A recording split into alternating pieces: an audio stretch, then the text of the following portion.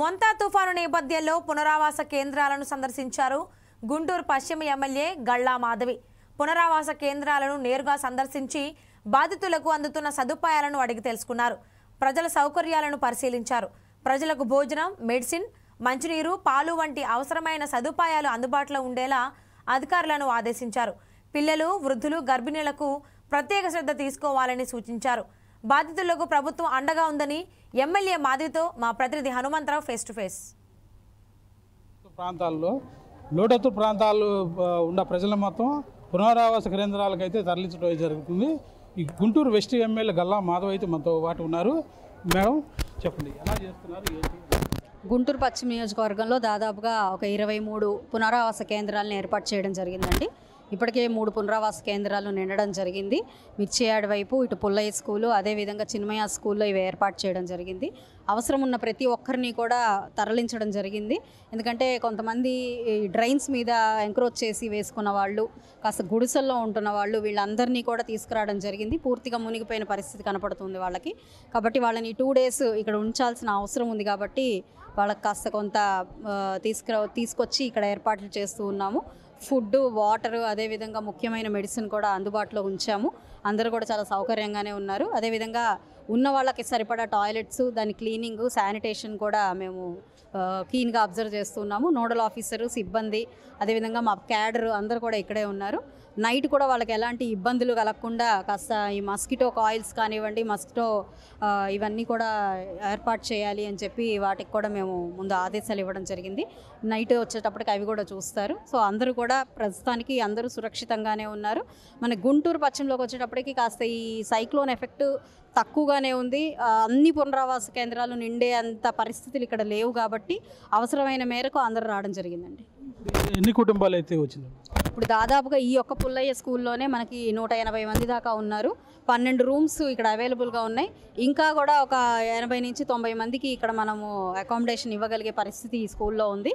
మరి మిర్చియాడ్ కల్లే చూస్తే అటు 400 బెడ్స్ ఆల్రెడీ ఉన్నాయి. 400 మంది అక్కడ ఉండగలిగే పరిస్థితులు ఉన్నాయి. అయితే అక్కడ కూడా ఇప్పుడు 300 దాకా వచ్చున్నారు. మరి చిన్మయ స్కూల్లో కూడా ఒక 60 మంది దాకా ఉన్నారు అని చెప్పి సమాచారం ఉంది. పనులు ఇక్కడ బాగా వర్షాలు అవి ఇవి లేవు కాబట్టి కొంతమంది పనులకు కూడా వెళ్ళిన పరిస్థితి మనకు కనపడుతుంది. అయితే ఇంకా మరికి ఎటు తిరగలేని ప్రాంతాల్లో, లోతట్టు ప్రాంతాల్లో పూర్తిగా మునిగిపోయి ఇంకా నీళ్లు ఉన్న పరిస్థితుల్లో ఉన్న వాళ్ళు మాత్రమే ఇక్కడ ఉండడం జరిగింది. పిల్లలు ఉన్నారు, ప్రెగ్నెంట్ ఉమెన్ కొంతమంది ఉన్నారు. అక్కడ ఇక్కడ కలుపుకొని వాళ్ళందరికీ స్పెషల్ కేర్ తీసుకోవడం జరుగుతుందండి. ఇప్పుడు మన వెస్ట్ డివిజన్లో ఎన్ని పునరావాస కేంద్రాలు పెట్టారు? మొత్తం 23 పెట్టామండి. 23 లోతట్టు ప్రాంతాలని గుర్తించడం జరిగింది. ఆ లోతట్టు ప్రాంతాలకి దగ్గరలో ఉండే కొన్ని స్కూల్స్ని, కళ్యాణ మండపాలని, చర్చిల్ని ఇలాగా ఐడెంటిఫై చేసి అక్కడ ఈ పునరావాస కేంద్రాలను ఏర్పాటు చేయడం జరిగింది. అయితే అన్ని పునరావాస కేంద్రాలతో ప్రజలకు అవసరం లేకపోవచ్చు. కొన్ని మాత్రం అవసరార్థం వాళ్ళు ఇప్పటికే తరలి వస్తూ ఉన్నారు. మేబీ రేపు సాయంత్రానికి, ఈరోజు నైట్కి కొంతమంది పెరిగే అవకాశం ఉంది. ఏదేమైనా కూడా ఒక 500 నుంచి 600 వరకు మాత్రం ఇక్కడ వాళ్ళకి రిక్వైర్మెంట్ ఉంటుంది. కాబట్టి వాళ్ళ వరకు వచ్చే అవకాశం ఉందని మేము అంచనా వేస్తున్నాం. ఏజ్డ్ పర్సన్స్ ఉన్నారు, డయాబెటిక్ పేషెంట్లు ఉన్నారు, వాళ్ళకి మెడికల్కి అవునండి. ఇప్పుడు చిన్నపిల్లలు ఉన్నారు, వాళ్ళకి కాఫ్ సిరప్స్ కానివ్వండి, ఫీవర్ సిరప్స్ కానివ్వండి ఏర్పాటు చేయమని చెప్పడం జరిగింది. అదేవిధంగా డయాబెటిక్ పేషెంట్స్ అందరికి కూడా వాళ్ళు రెగ్యులర్గా వాడే మెడిసిన్ని ఇక్కడ ఏర్పాటు చేయడం జరిగింది. పెయిన్ కిల్లర్స్, ఫీవర్కి సంబంధించినవి, బీపీ మిషన్స్ ఇవన్నీ కూడా ఏర్పాటు చేయడం జరిగింది. మరి అదేవిధంగా ఓఆర్ఎస్లు, మరి సెలైన్ బాటిల్స్ కూడా ఇక్కడ రెడీగా ఉన్నాయి. ఎక్కడ ఎవరికి ఏ అవసరం వచ్చినా కూడా ఇమీడియట్గా యాక్షన్ తీసుకోవడం జరుగుతుంది.